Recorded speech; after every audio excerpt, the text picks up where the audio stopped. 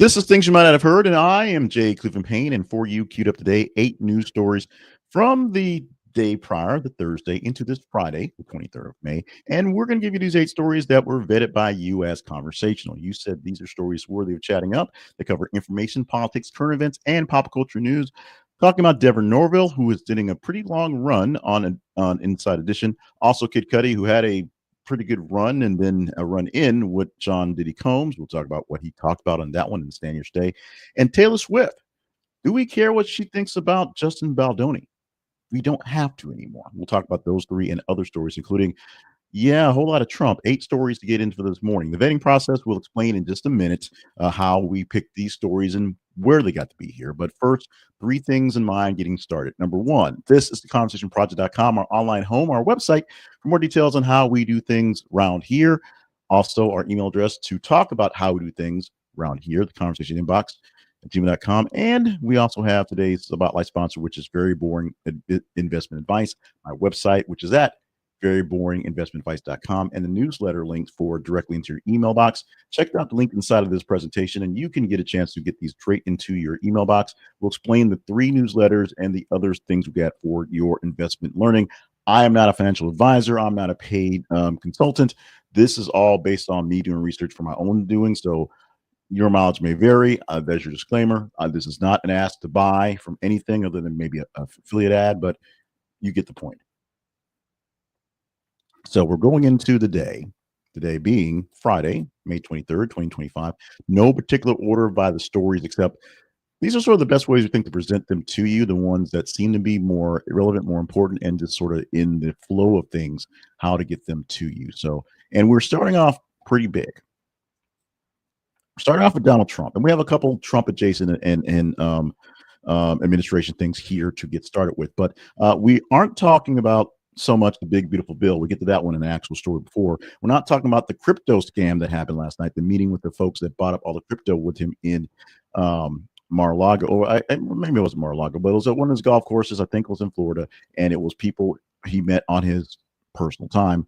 But we're going back to a few days ago, and back to the meeting with South African president, and the images and the talk of the genocide going on in South Africa.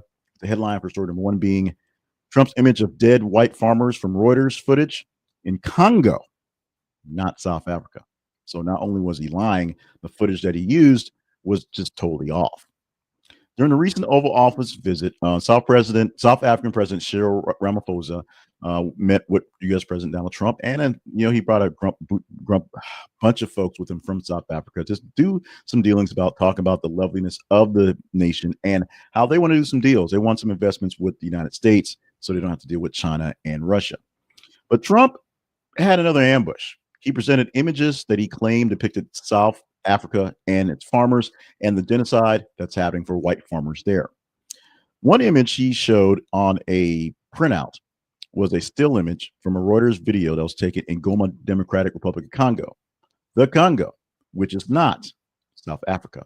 And it actually showed humanitarian workers handling bodies in bags after clashes of M23 rebels. So these weren't even white people. These were body bags of dead Black people in the Congo.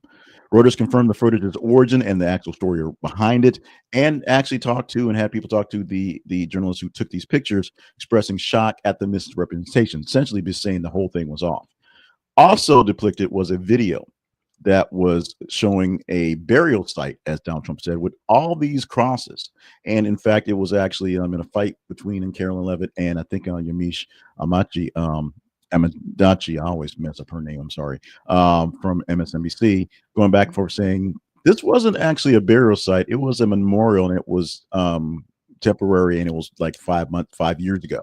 And then, of course, Levitt went on to say this was a burial site where all these bodies and each cross represented a person who died and each something.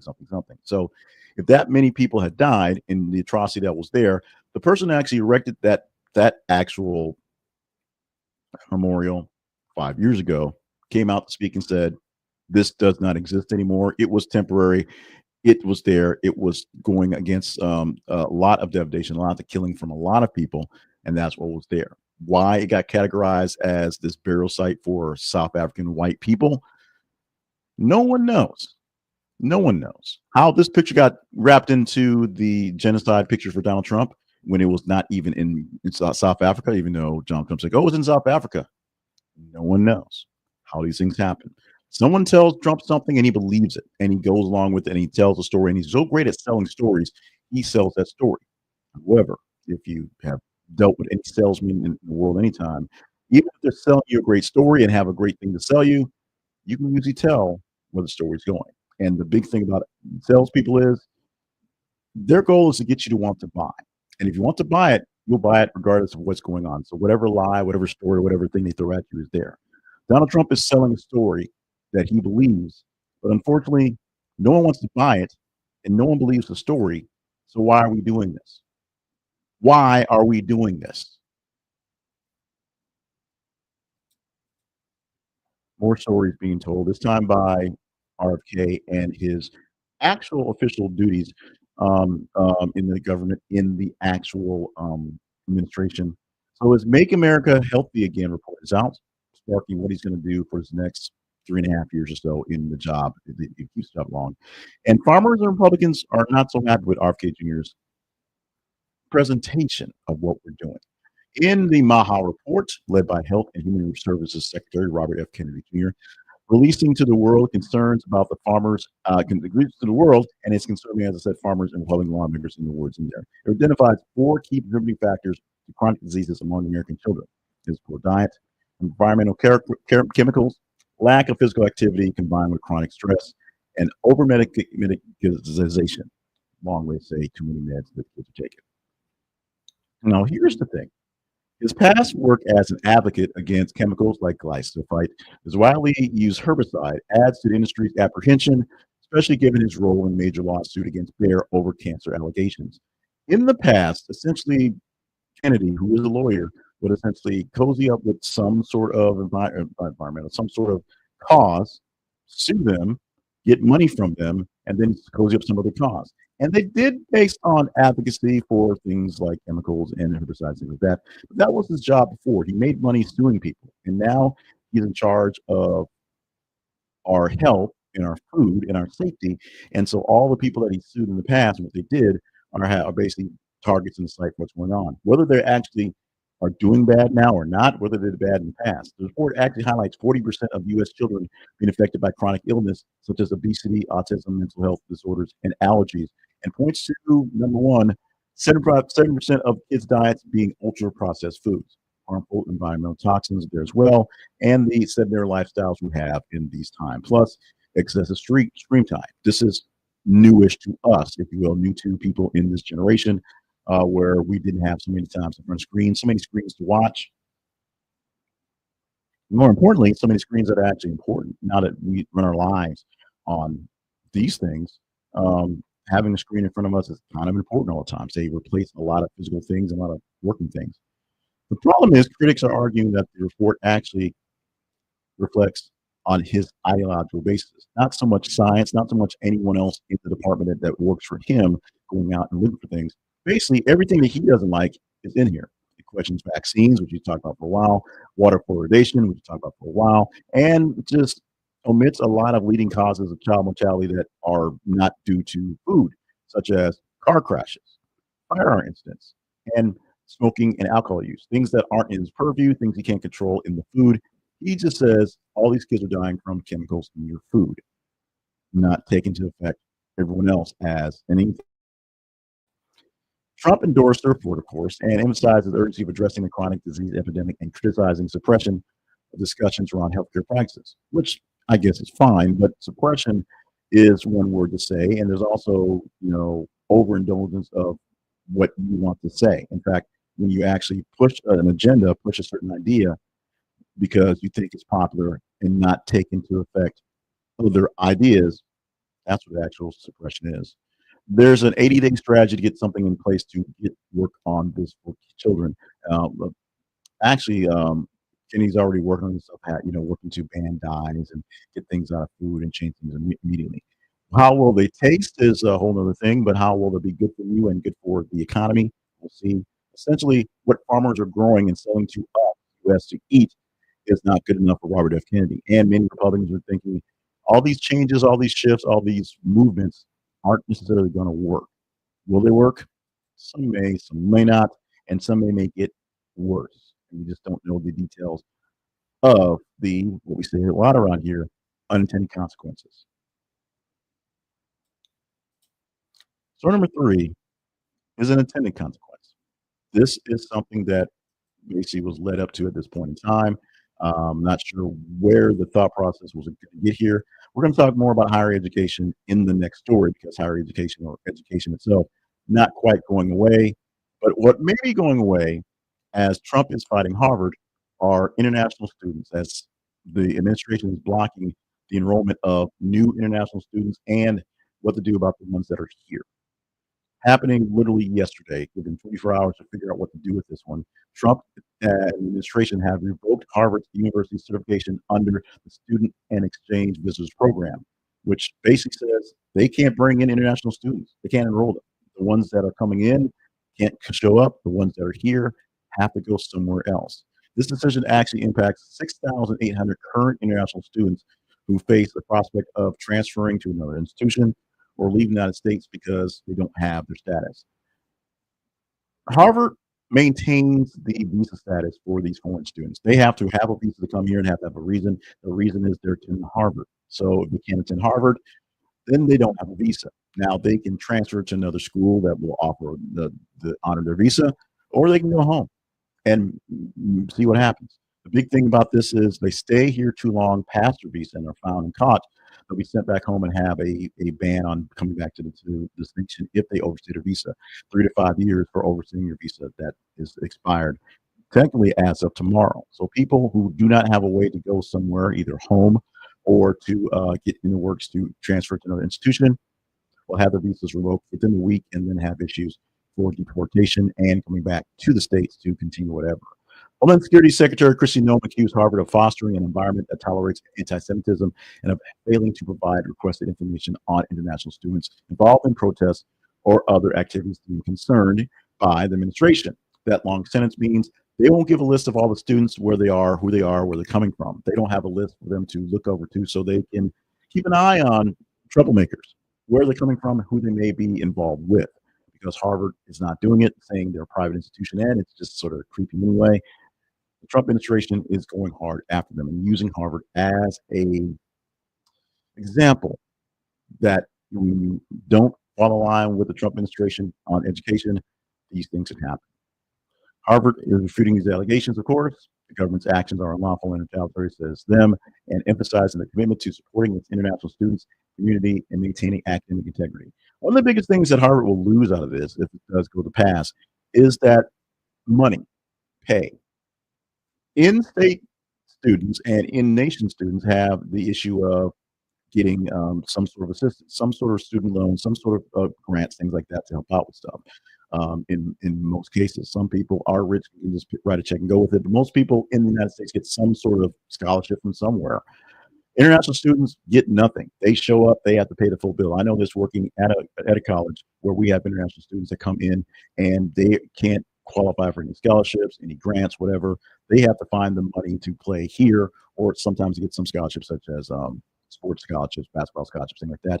But they can't get any federal assistance, period. They can't even get on work programs because they're federally funded.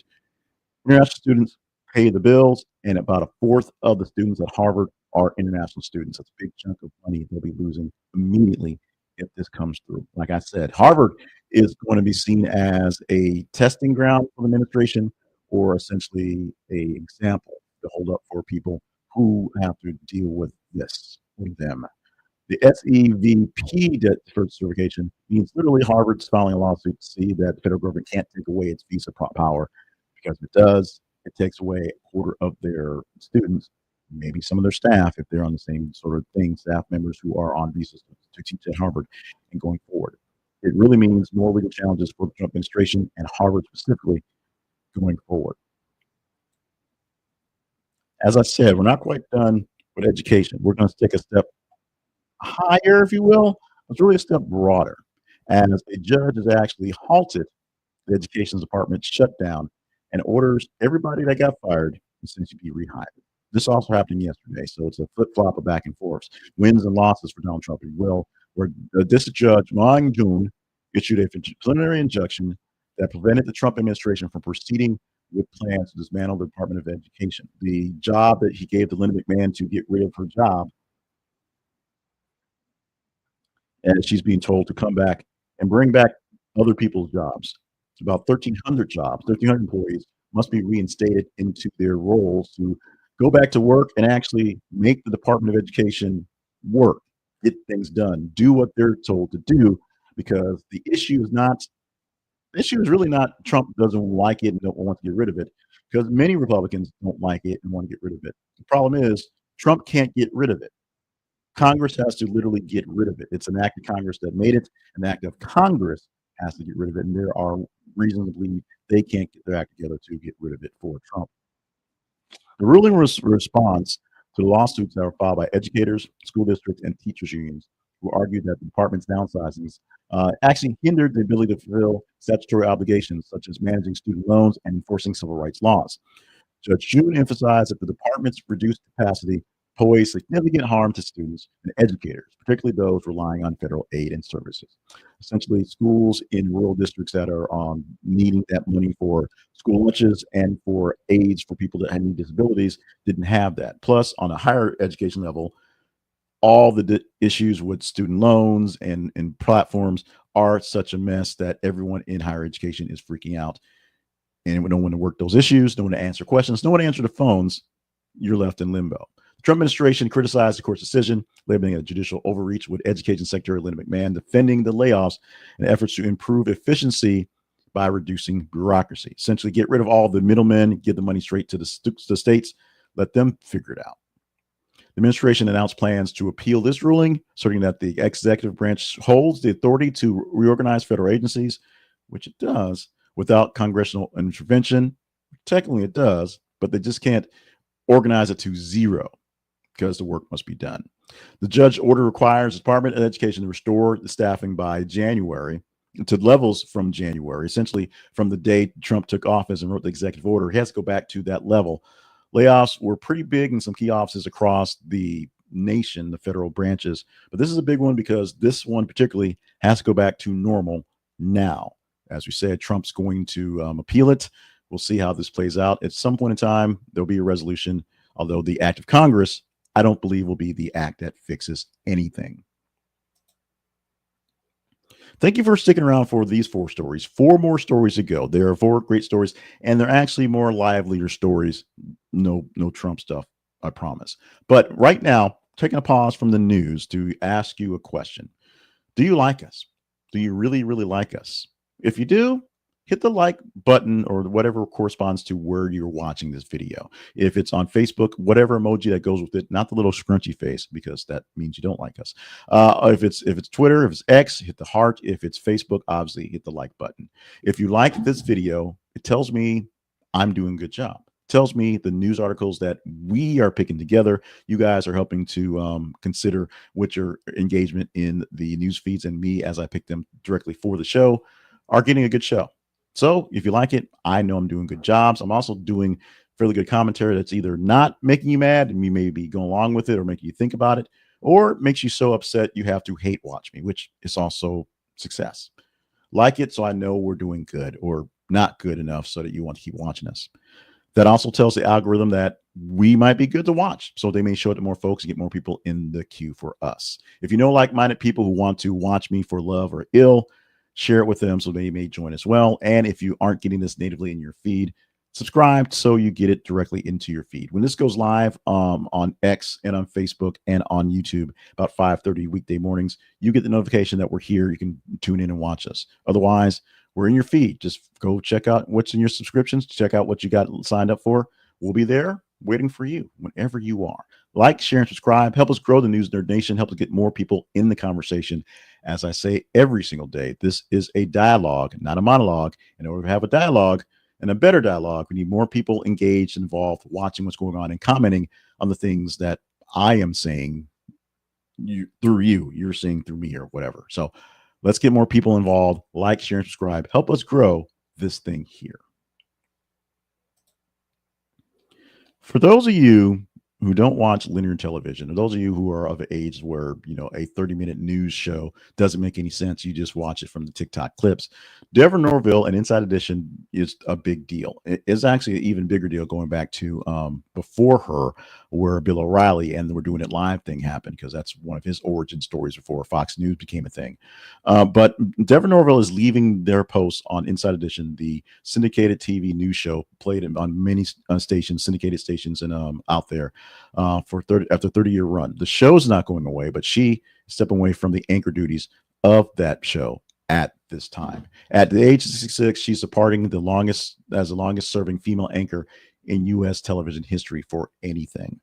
Norville joined the syndicated news magazine in 1995, succeeding Bill O'Reilly, who went to Fox at that time, and helped steer the show from the tabloid fare, which is all sort of crazy stuff, into more substantive human interest reporting, able to make it go all this time. Her final broadcast features tributes from colleagues and family, including her daughter, who was born just hours before Norville taped an episode in 1998, believe it or not.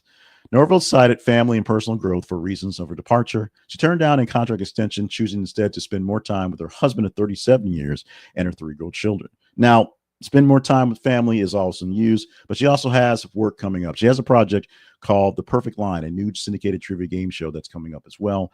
You'll see that. She also has plans to go on vacay for quite some time without you people, which she deserves.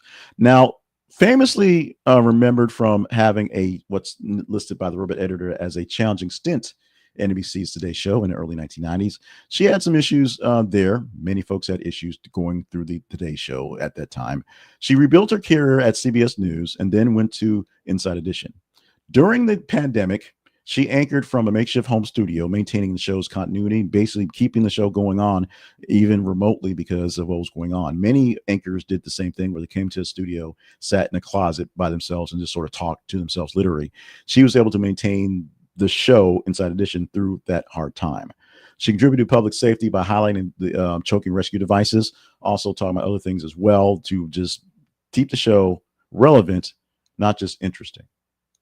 No successor yet. Mary Cavill, the weekend anchor for since 2020, is going to serve as interim host going forward. The show's not going anywhere as far as we can tell.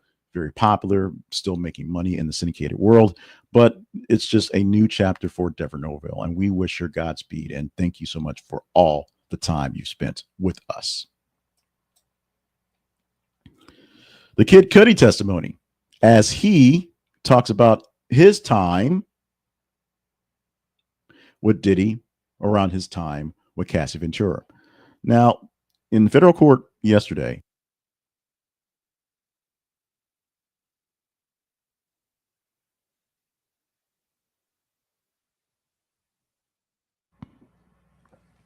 Scott Mescudi, of course known as the rapper Kid Cudi, testified in the trial for Sean Diddy Combs. Combs is facing charges including sex trafficking and racketeering, a pretty big deal. Cudi talked about a time back in 2011, an incident. Combs allegedly broke into his Hollywood Hills home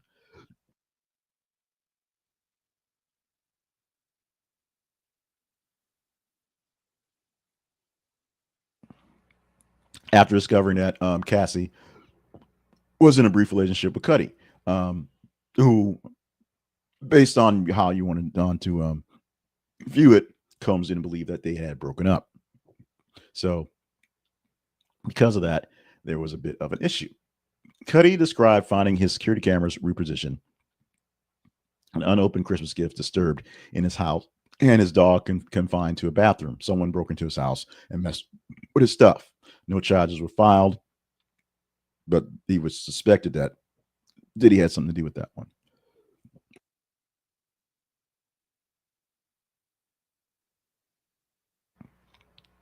A few weeks after that,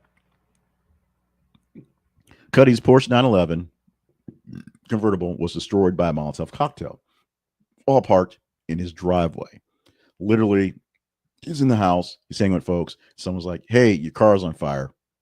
There you go. He testified the car's roof had been slashed to insert the incendiary device, resulting in significant interior damage. Cudi was responsible Cudi expressed his belief that Combs was responsible, citing prior threats that were linked to his relationship with Ventura. However, he acknowledged that there was no direct evidence connecting Combs to the art, and law enforcement did not pursue charges there. Doing a cross, Combs' defense team suggests that Ventura has misled both men about the nature of their relationships, implying that she maintained simultaneous involvements, meaning that maybe Combs had an issue to be issued, had a reason to have an issue with Cudi because she was playing both sides at the time. Cudi maintained he's suspicious about the back and forth of the incidents, but no definite proof. He actually talked about a meeting that he had with Sean Combs, basically where they discussed things out, hashed things going forward. And then essentially Cudi asked Combs about some of these incidents, and Combs was like, I don't know what you're talking about. And so he let it go.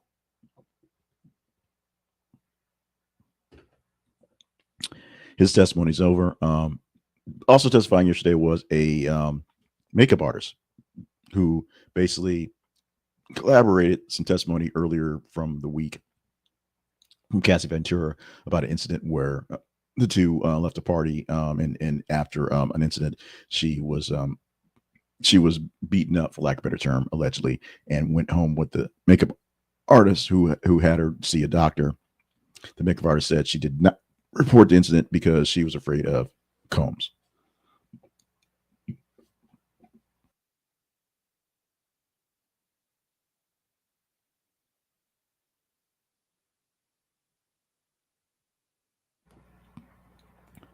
Okay, we're taking a breath.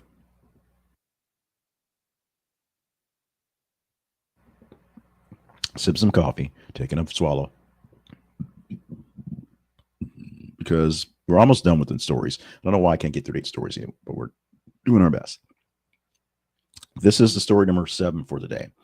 And this is where we get to talk about Taylor Swift and whether folks can like her again, because she has been pulled out of the struggle, out of the fight, the battle involving the Baldoni-Lively legal dispute, with her subpoena being withdrawn from the testimonies. So there will be no testimony.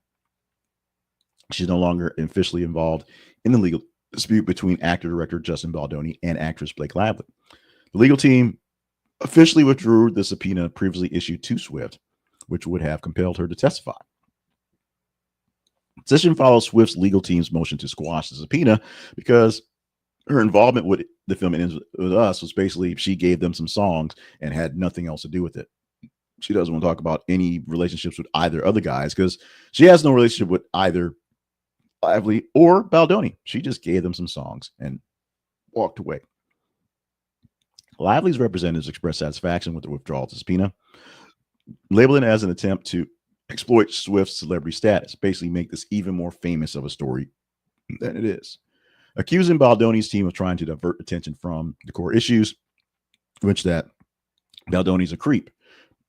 Essentially, Lively's team emphasized their commitment to protecting individuals from being unjustly harassed or threatened during this legal proceeding. Legal battle began, of course, in 2024, December, oh so long ago. Baldoni was charged in a lawsuit alleging sexual harassment and retaliation during the filming of the movie It Ends With Us. Baldoni denied the allegations and then countersued defamation and extortion. A whole bunch of folks. Cases going back and forth. People are paying attention. Nobody likes either one of them, and now we're not liking Ryan Reynolds for some reason because, well, the reason is he's married to Lively and he's involved in this one, and is also bullying Baldoni or something. But now we know we can go back to liking Taylor Swift or not liking her based on whatever. There's a legal dispute has, of course, straining the long-standing relationship between Swift and Lively. They actually have a long-time friendship, but because now that she's been pulled or had been pulled into the status, she wants no part of it. So from our personal or our public perception is Swift is backing away from all of this because she wants no part of it at all. Trial begins in March of 2026. We have a whole year to deal with this one until we actually go to trial. So get ready. Get ready. We're not done with these folks by any means. There are a lot of stories the wrap into for this Friday. But this story here goes to prove that while I am a seasoned professional in the world of journalism, I actually have actual work ethic and pieces that of actual journalism, won awards, if you will. And I am a 50-year-old man. At heart, I'm an 8th grader. Story number 8, our kicker for today. Oscar Mayer announces first ever Wienie 500 ahead of Indianapolis 500 race.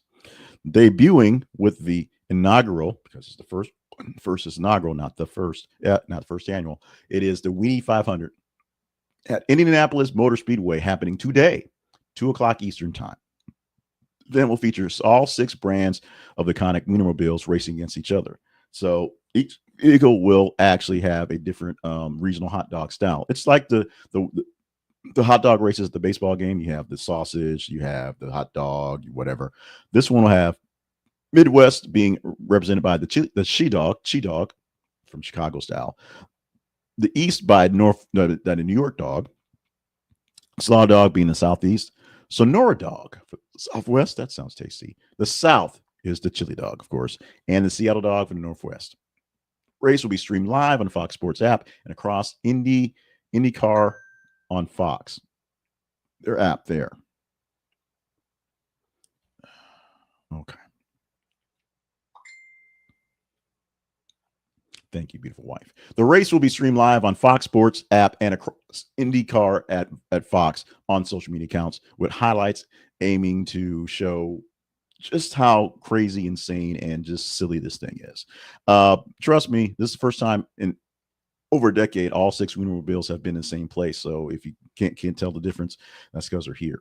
Each Wienermobile has been given a unique design to reflect its regional representation on the event part. There's a sticker on the back that shows what's going on.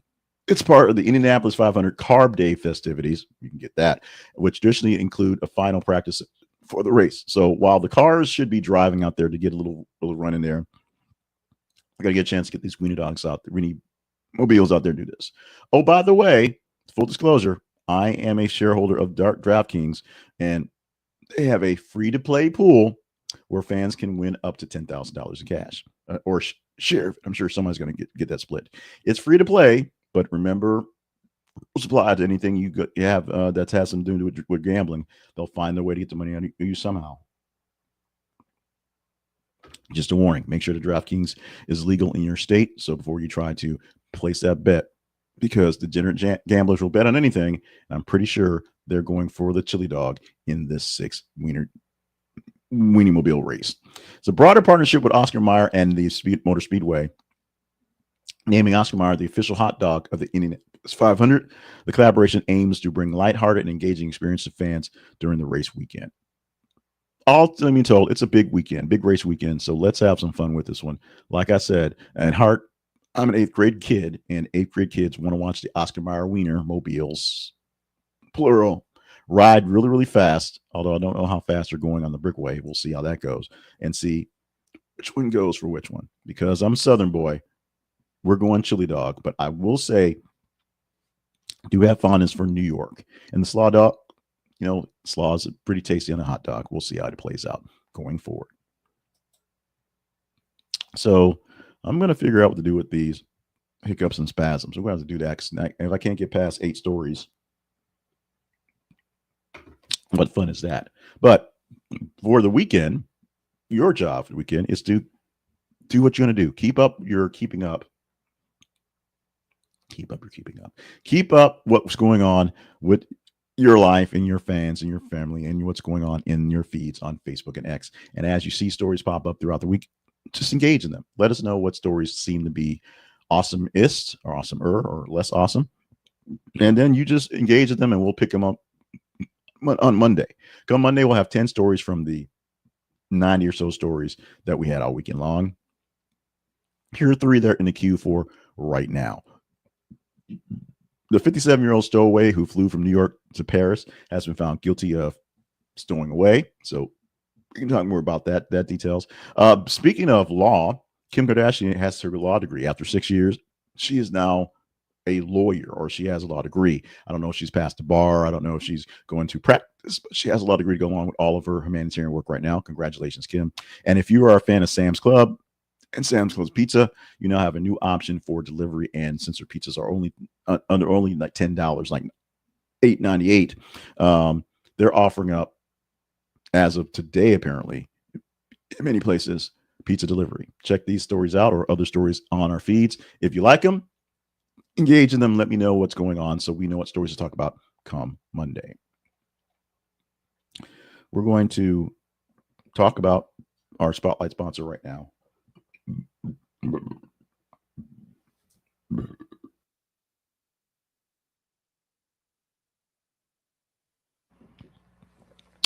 Very boring investment advice.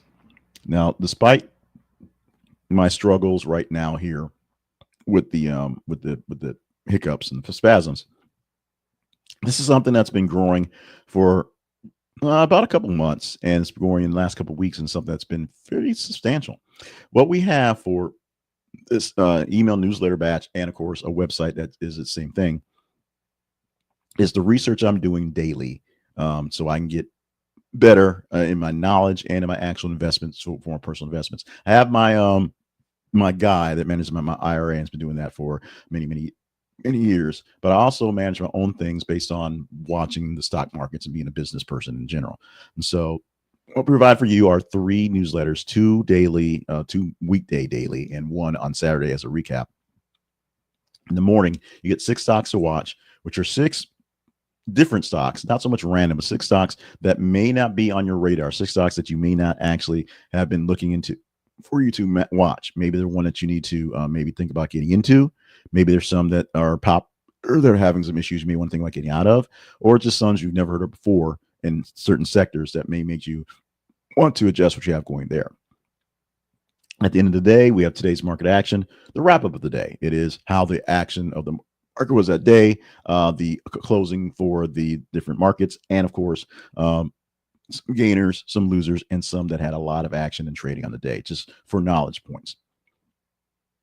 Same thing happens for the market week that was. It gives you a full wrap up of the week of the markets, from open and close from the beginning of the week to the end of the week, so you know how the actual markets manage themselves, and of course a rundown of 5 to 6 stocks that had some movement or some sort of magic thing happen over the week.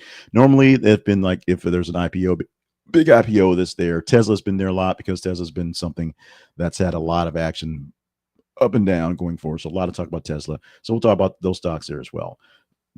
The only money made from this platform, this project, is coming from affiliates.